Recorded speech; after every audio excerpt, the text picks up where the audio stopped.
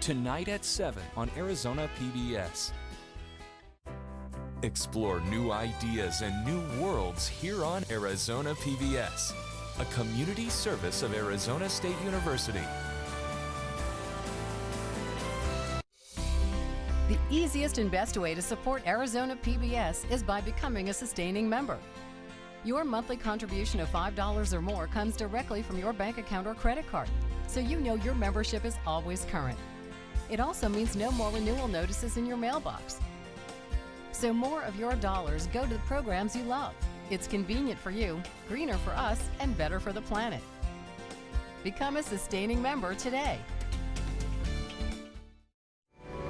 Coming up next on Arizona PBS, Life and World.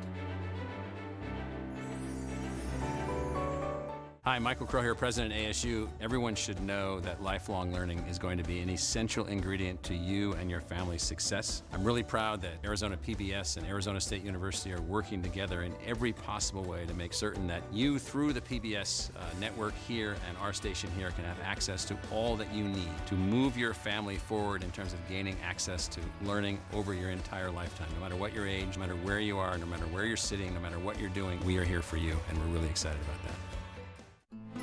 Coming soon to Arizona PBS. Next time on Antiques Roadshow, this is Ben. This is Ben's guitar. Once there was a time when Ben's guitar was hot in more ways than one. He said that guitar has been stolen, and of course I was sick. I couldn't believe it. I figured somebody'd hawk it if they stole it. Find out how Ben got his groove back next time on Antiques Roadshow from Spokane, Washington. Monday night at 7 on Arizona PBS. Support for Arizona PBS comes from viewers like you and from the denture experts. With their digital technology, strive to give you a confident and natural smile with comfortable fitting dentures or implants with no sores or odors. Information and appointments at thedentureexperts.com or 480-275-6284. From the Cronkite Studios in downtown Phoenix, this is Cronkite News. Students in Arizona and across the country will walk out in solidarity of school gun violence. We sat down with students planning the demonstration. Plus, a chance for Arizona students to shadow a state lawmaker for a day and share their opinion on gun violence. And President Donald Trump went to California to see the prototypes for his promised border wall, where he hopes to, quote, pick the right one. Cronkite News starts now. Good evening and welcome to Cronkite News on Arizona PBS. I'm Tyler Paley. And I'm Noelle Lilly. Thank you for joining us. Students will be participating in walkouts and rallies across the country to call for action on gun reform and school safety. Cronkite News reporter Austin Bundy in our Washington bureau and reporter Nicole Gutierrez covered the ongoing gun control debate spurring school walkouts tomorrow. Let's start with Nicole. 17 people died from a shooting that happened on a school campus in Florida nearly 1 month ago. Since then, social media has fueled students in the Valley to walk in solidarity to push officials for gun control reforms starting tomorrow. Local leaders are coming together advocating for gun control. If the governor is truly listening on this issue, he will put forth something meaningful that addresses the issues that the community is asking for. But with them and leading the marches and rallies starting tomorrow in Arizona are students demanding a change. I'm not even able to vote. I can't register until 2020. I'm standing here because I want my life to matter. I don't want to fear being killed in school. Jordan Harb is 17 years old and goes to Mountain View High School. He's advocating for stronger gun reform policies because of the lack of mental care. Mountain View is much more funded than other schools here in Arizona. And if I can't even get mental care and I go to one of the better schools, I can only imagine what it's like to go to one of the less funded schools.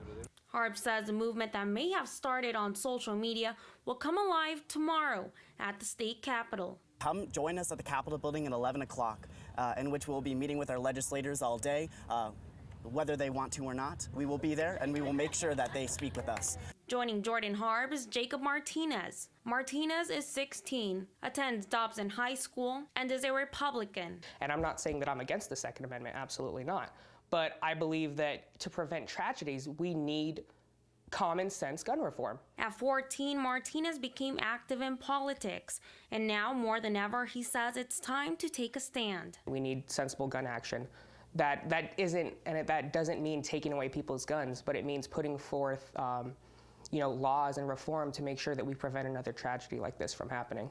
Although social media has gained momentum for upcoming events, there's also been backlash. To see the backlash and the hit back from Republicans has just been absolutely ridiculous. I've had people cussing me out because of it. Someone compared me to Nicholas Cruz because of my stance. Despite backlash or lack of support, both teenagers state they're hopeful for a positive outcome from the student-built movement.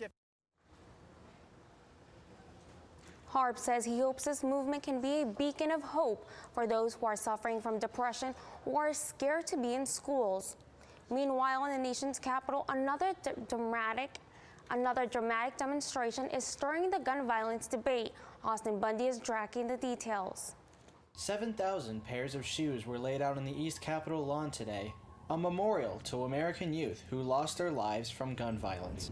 Campaign director for Avaz, the group responsible for the display, Nell Greenberg, said the shoes were to give Congress perspective on youth gun deaths since the Sandy Hook shooting in 2012, and to tell them to do more to help parents and protect their children. We spend so much time as parents trying to keep our kids safe, and there's a lot we can't control, but passing common sense gun laws that will save their lives, that will keep our kids safe, we can do that in this country. So far, Congress has not acted, but it's not from a lack of proposals. Senator Jeff Flake is co-sponsoring a bill that would raise the minimum age to buy a gun from 18 to 21. And the White House revealed its plan Sunday to harden schools by giving guns to qualified teachers and faculty across the country. All 7,000 pairs of shoes were donated to the group for this display over the past 2 weeks, with 200 of them coming from Arizona. Some came with notes of encouragement from supporters and celebrities. We want the killing to stop, and we want our elected representatives to keep our kids safe. And if they don't, then we will vote them out of office and find elected representatives who will. The House is expected to vote tomorrow on the Stop School Violence Act, a bipartisan measure in order to teach teachers and students how to prevent threats and acts of violence in schools. Live in the New Washington Bureau, Austin Bundy, Cronkite News. Amidst a national debate on gun control, teenagers have been the ones to take a stand. Today, reporter Emily Richardson followed Arizona teenagers as they shadowed state lawmakers at the Capitol to discuss issues that affect them and learn the inner process of passing a law. Kyle Simpson is a student at Tempe High. His favorite subject is history. He wants to become a teacher, and today he shadowed a lawmaker to learn more about the government. Yeah, I didn't realize how many times they get together and how much they talk about in one sitting, so that was really crazy. But that's not all Kyle came to do. Kyle and his fellow students in Peer Solution put together a plan to help prevent gun violence. We're seeking to kind of stop some of these deaths before they happen. Like, even if we can stop just one, then it's worth it. Got these kids to come up with 4 strategies right now that they have that they really want to promote with the legislators to prevent gun violence. They decided this issue was important to bring to Arizona lawmakers after seeing the aftermath of the Parkland shooting. Even when they heard the Parkland kids talking, they said, well, that's what we've been doing forever, that's what we do. And I said, yeah, and you see it works. Kyle was assigned to Senator Juan Mendez, who believes events like this are important in helping progress our government. I feel like we have the problem of to where we're actually breeding, if not enforcing, apathy when we don't include the youth in what we're doing. Peer Solutions is working with lawmakers to make Shadow Your Legislature Day an annual event. In Phoenix, Emily Richardson, Cronkite News. Be sure to stay with Cronkite News all day tomorrow as we track marches against gun violence, school walkouts, and the ongoing debate over gun legislation here in Arizona and nationwide. President Trump flew to San Diego today, where he looked at the 8 constructed prototypes for a wall across the Mexican border. The 8 prototypes were constructed in 2 categories. 4 are 30-foot concrete walls and 4 are made of other materials such as steel. 2 of the 8 companies that built prototypes hailed from Arizona. Trump says he prefers to have a wall where Border Patrol agents can see what's on the other side. Well, I do have a preference. The problem is you have to have see-through. You have to know what's on the other side of the wall. And if you don't know what's on, I mean, you could be 2 feet away from a criminal cartel and you don't even know they're there. For the past 6 months, the walls have been tested in their ability to stop border traffic. Trump also says it's important the wall can prevent climbers. Today, President Donald Trump fired Secretary of State Rex Tillerson. In a tweet this morning, President Trump explains that CIA Director Mike Pompeo will replace Tillerson, and Gina Haspel, the current CIA Deputy Director, will take over the agency. Arizona Senator John McCain expressed support for Pompeo, writing, "With the world order rapidly giving way to chaos, it is more important than ever for our nation to lead from a position of strength on the international stage." At a press conference this morning, Tillerson said he will continue to be in office until the end of March. At the end of the day, I'm delegating all responsibilities of the Office of the Secretary to Deputy Secretary of State Sullivan. My commission as Secretary of State will terminate at midnight, March the 31st. Tillerson said he will help ensure a, quote, orderly and smooth transition.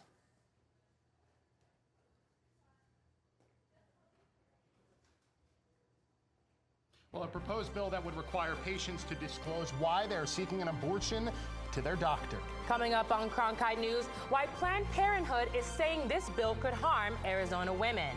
Plus, in the efforts to save the elk population means some of northern Arizona's animals are moving to the East Coast. I'm Judy Woodruff, anchor and managing editor of the PBS NewsHour. The journalists of tomorrow face a fast-changing media landscape, but quality news remains vitally important to our communities, our country, and our world. At ASU's Walter Cronkite School of Journalism and Mass Communication, students learn solid, reliable reporting, holding the powerful accountable, and rebuilding the public's trust. The Cronkite School and Arizona PBS, preparing the next generation for a stronger future of journalism.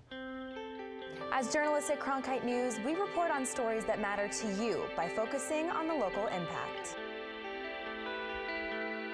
We dig deeper and work tirelessly to keep you informed. Live in Wickerburg. Live in Los Angeles. In Cleveland. In Washington. In Louisville. From Jerusalem. Live in Philadelphia. From around the world to right here in Phoenix. At Cronkite News, we report the facts and stick to the truth.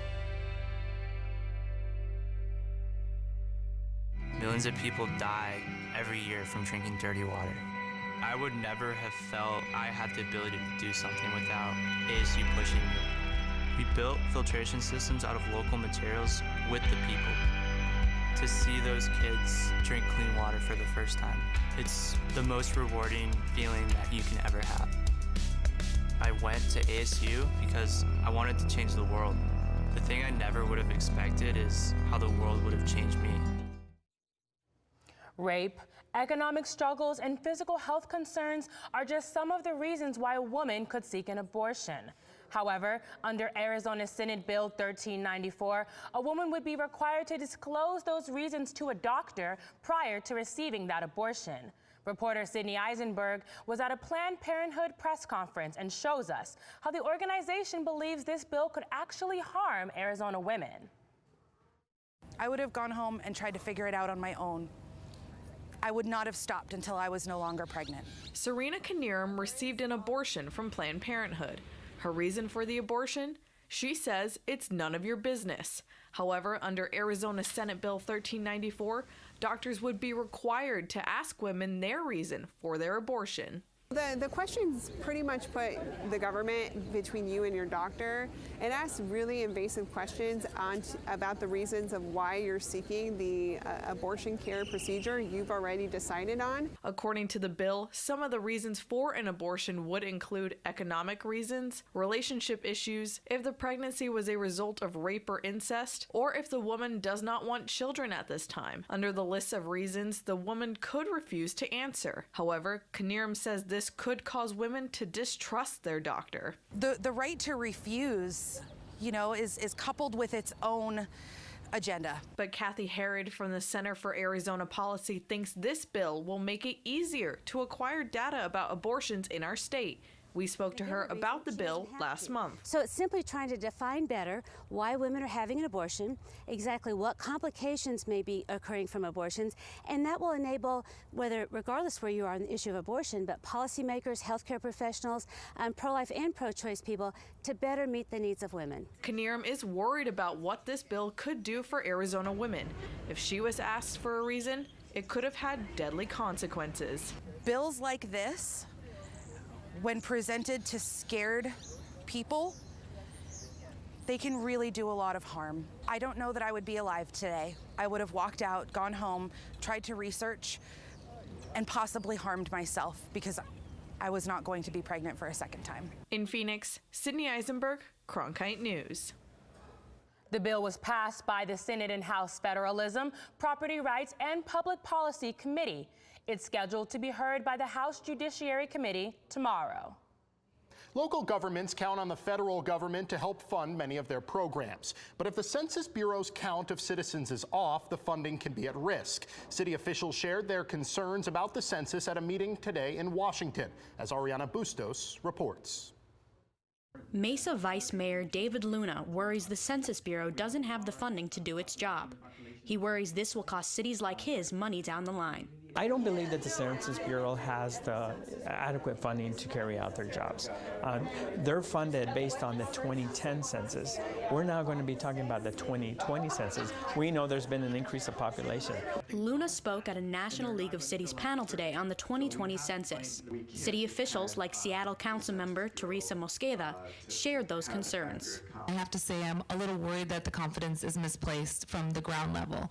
I'm concerned about the lack of funding. Luna says an accurate census is vital for funding Arizona programs. We get many, many federal dollars as a result of the count of the individuals that live in our community. So we want to make sure that every dollar that we can get, that we can take advantage of, and that's going to be based on this count on the census. Tim Olson, Associate Director for Field Operations at the Census Bureau, says he's not concerned about funding. So I believe that we really are in a great spot. We have developed multiple systems, and we're actually ahead of our planning schedule to be operational. But Luna says he thinks the positivity is misplaced. To collect data with less money is going to be a real challenge for that. They're employing technology, but still, don't think that they have enough funding for them to do their job adequately. In Washington, Ariana Bustos, Cronkite News. Testing for the 2020 census is already underway, with the Bureau set to mail out the first forms to homes in Providence, Rhode Island in a test run this Friday. Instead of lions and tigers and bears, this farm has porcupines, mini cows, and pheasants. Coming up on Cronkite News, how this unconventional petting zoo is trying to save endangered species. And we have snow out east, rain out west, and mild temperatures here in the valley. I'll let you know how much longer temperatures will be in the 80s. I'm Ted Simons, host and managing editor of Arizona Horizon. Join us each weekday at 5:30 and 10 as we bring you the top newsmakers who impact the state.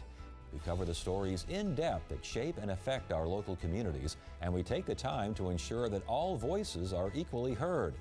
For more than 30 years, Arizona Horizon has been your voice and your source for what matters most, right here on Arizona PBS.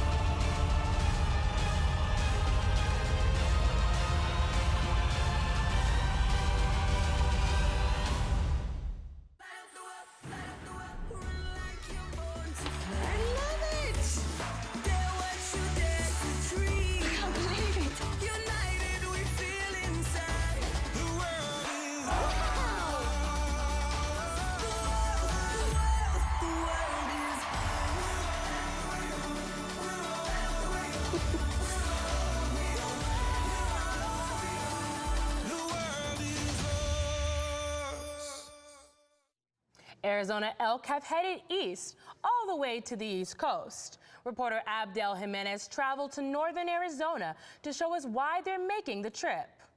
One by one, state workers used a helicopter to pluck elk from an open field and move them to a holding tent near Flagstaff. Once there, vets looked over the herd and prepared to transfer them to West Virginia as part of a relocation project. Elk were once native to West Virginia, but became extinct after the Civil War. Now officials turned to Arizona to reestablish their elk population. We knew that Arizona had a pretty much a disease-free herd, a healthy herd. They did not have chronic wasting disease, which is a big concern. West Virginia project leader Randy Kelly says the team hopes to establish a herd of about 2,800 elk. West Virginia is so excited to be receiving elk. That's a state that hasn't had elk in a long, long time. Shepard lives in the area where the state kept the animals for a little over a month. The elk were kept at Raymond Wildlife Area, where they were fed and checked for diseases right before heading out to West Virginia. Kelly says reestablishing the elk population will add to the state's economy, mostly through hunting. We expect somewhere between $6 to $12 million of economic input just from tourism to our communities. Several nonprofit organizations paid for the relocation effort. Back in 1913, Arizona also received elk from Yellowstone to reestablish its own population, which has grown to more than 40,000 elk today. In Flagstaff, Abdel Jimenez, Cronkite News. The elk traveled on a livestock trailer and arrived safely in West Virginia last weekend and are now roaming freely. Have you ever wanted to pet an African porcupine or cuddle with some brush-tailed beddings? Reporter Olivia Richard visited one Tucson petting zoo where children and families are getting up close and personal with some endangered species. My parents run the place. We have so many animals. We actually have more than 150. We counted them once. At first glance, Funnyfoot Farm might seem like just another petting zoo. But there's a lot more hay to this farm than meets the eye. So we're striving here to be a little different and be more of an educational place for kids of all ages. The tiny farm is fighting to keep some rare and endangered animals off the extinction list. We have a brush-tail batong. Our batong is a critically endangered marsupial from Australia. The farm has partnered with a zoo breeding program that works to breed endangered species together with the goal of one day reintroducing them to the wild. Their mission to teach the community about the importance of animal conservation while allowing people to get up close and personal with exotic critters. Being able to teach these kids about animals that they might not get a chance to see in the wild, to help inspire the conservationists in them, is really vital and important. Without that, we're going to lose more species in the future. Whether you come for the goats or the capybaras, the farm's goal is to inspire the conservationists within each visitor. We'd really like the kids to learn about animals and be our next generation of zookeepers and conservationists. In Flowing Wells, Olivia Richard, Cronkite News. In addition to working with endangered species, the farm is also home to the largest population of touchable capybaras in captivity. The zoo is also expecting to welcome a baby kangaroo this summer. So the valley has some nice weather today. That's certainly true, but our friends in the Northeast, not so much. Courtney, what are they expecting the week ahead? So if we take a look at this video here, more than 250,000 people are without power over on the East Coast. It's due to this third nor'easter storm system that's been moving into that area of the nation throughout the year. And in addition to the 14 inches of snow they've already seen, they're probably going to see another 11 inches. But first, let's take a look at our temperatures across the nation. Phoenix had the highest temperature in the United States today with a high of 82 degrees. We had 50 degrees up in Portland, 60 in San Francisco, 61 down in Los Angeles, and moving to the East Coast. Even though with the snow, the high in New York was 38 degrees, 30 degrees in Pittsburgh, and 29 in Chicago. Now, more about that nor'easter.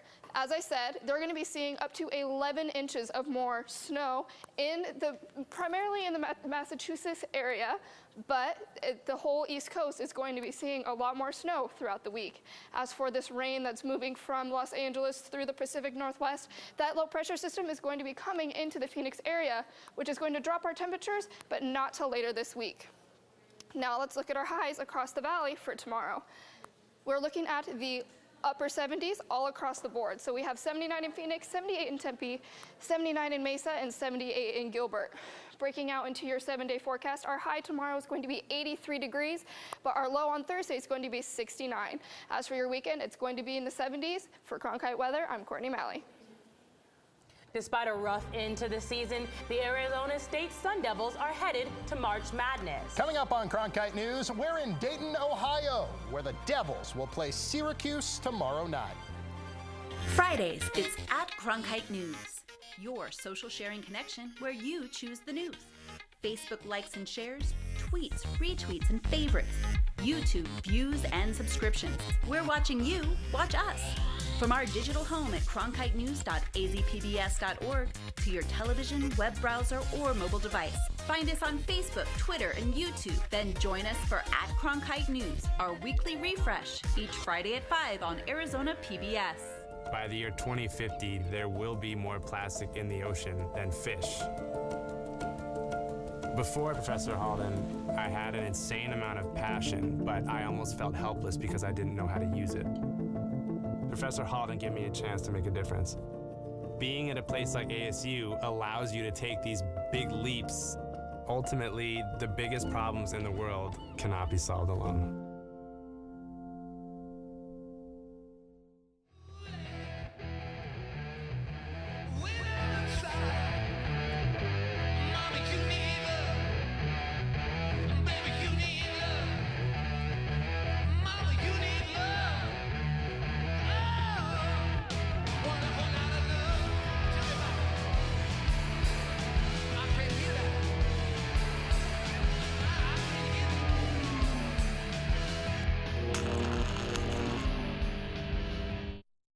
Fresh off the NCAA tournament bubble, the ASU men's basketball team is in Dayton, Ohio for their first 4 matchup with Syracuse. Cronkite News reporter Chancellor Johnson is with the team.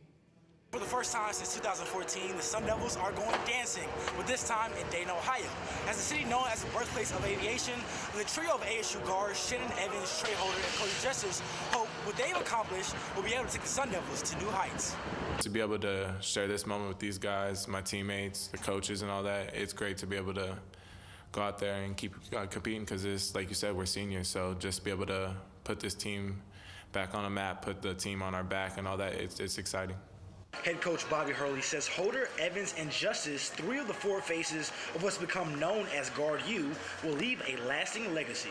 Having young guys in the program now that you know could get to the tournament, it's you know that's what we're hoping to do moving forward, and these guys are the the foundation for that. You know, Trey, Shannon, and Cody. Evans followed Hurley from Buffalo to Arizona State when the coach made the move to Tempe in 2015. And with today's temps in the 30s here in Dayton, the weather's a bit more like the former home in upstate New York than it is down in the desert. You know, it's kind of better in Tempe, I would say. But, I mean, just the whole environment, the March Madness, the feel to it, and everything about it is great, and I'm glad to be here. The seniors who combined for over half of ASU's points look to extend their season and keep the band together for at least one more game as they take on the Syracuse Orange right here tomorrow at UD Arena. In Dayton, Chancellor Johnson, Cronkite News. That's it for Cronkite News tonight. Thanks for joining us. For top Arizona stories anytime, go to cronkitenews.azpbs.org.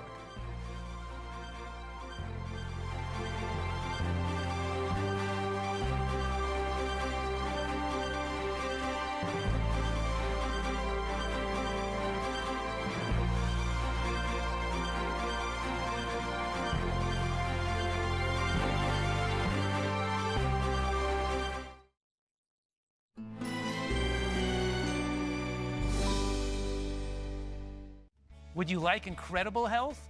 Lose weight and keep it off for life? Reduce your dependence on medications? Get a great night's sleep and pop out of bed filled with energy? Hi, I'm Dr. Joel Furman. Please join me to learn how in 3 steps to incredible health. Tonight at 8:30 on Arizona PBS. Explore new ideas and new worlds here on Arizona PBS, a community service of Arizona State University. Oh, this is a good one. Is it my birthday? Now you can access more of your favorite PBS shows than ever before. You don't mean it. Yes. Introducing PBS Passport, a new member benefit that lets you binge the latest seasons and catch up on your favorites. You've made me a happy man. Anytime you want, anywhere you are. Unbelievable. Awesome, isn't it? Support your PBS station and get Passport.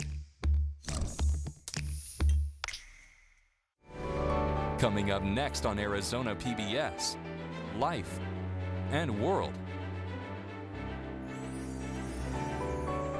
Your favorite PBS shows, ready to watch when you are.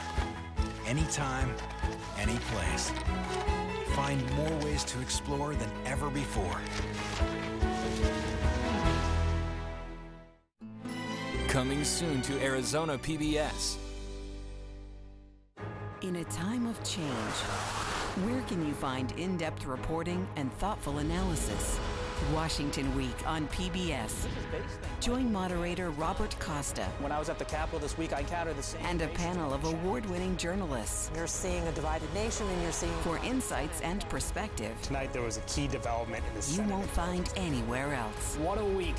Washington Week. Friday night at 7 on Arizona PBS.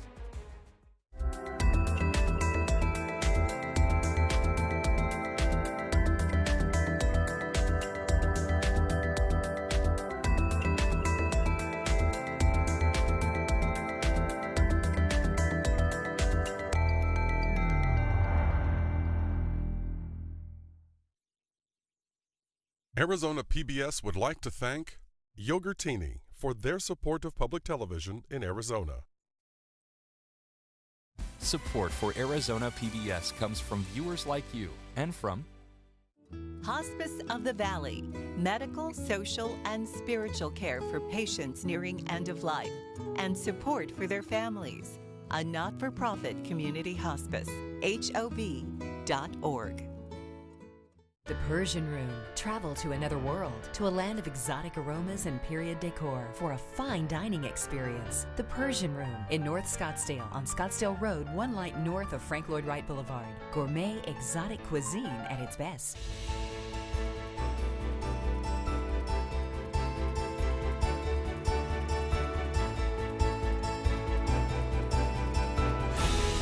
Coming up next on Arizona Horizon, the State Chamber of Commerce explains why it's against the president's new steel and aluminum tariffs.